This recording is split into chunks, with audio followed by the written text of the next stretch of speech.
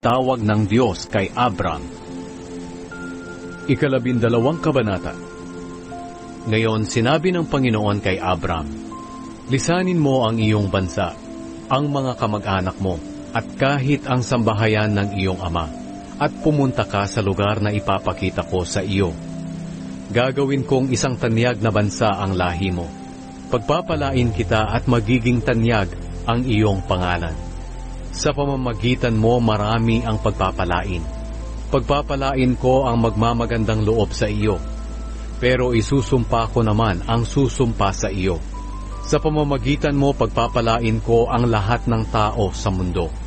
Kaya umalis si Abram sa Haran at pumunta sa Kanaan ayon sa sinabi ng Panginoon sa kanya. Nasa 75 taong gulang noon si Abram.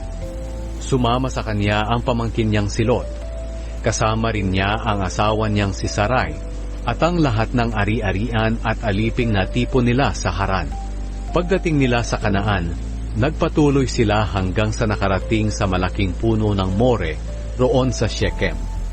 Nang panahong iyon, naroon pa ang mga Kananeo.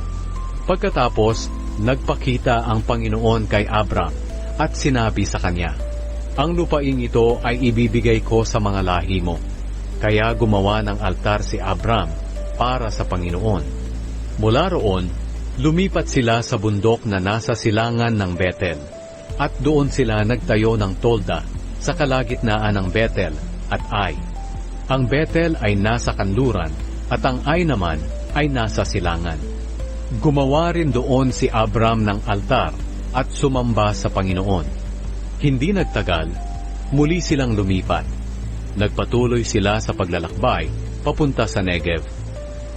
Pumunta si Abram sa Ehipto. Ngayon, nagkaroon ng matinding taggutom sa Kanaan, kaya pumunta si Abram sa Ehipto para roon muna manirahan. Nang paparating na sila sa Ehipto, sinabi ni Abram sa kanyang asawa, Sarai, maganda kang babae. Kapag nakita ka ng mga Ehipsyo, sasabihin nila na asawa kita, kaya papatayin nila ako para makuha kanila. Mabuti sigurong sabihin mo sa kanila na magkapatid tayo, para hindi nila ako patayin, at para maging mabuti ang pakikitungo nila sa akin dahil sa iyo.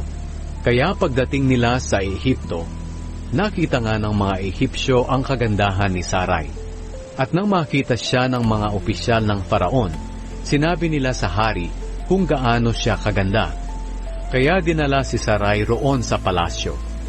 Dahil kay Sarai, naging mabuti ang pakikitungo ng hari kay Abram, at binigyan pa siya ng mga tupa, kambing, baka, asno, kamelyo at mga alipin.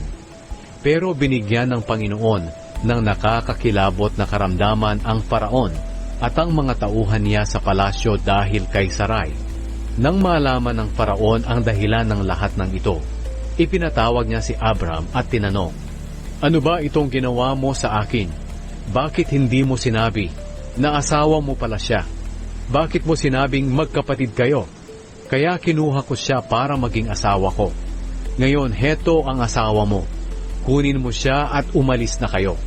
Pagkatapos, nag-utos ang Faraon sa mga tauhan niya na paalisin na sila. Kaya dinala nila si Abram palabas ng lupain na iyon, at pinaalis kasama ang asawa niya at ang lahat ng ari-arian niya.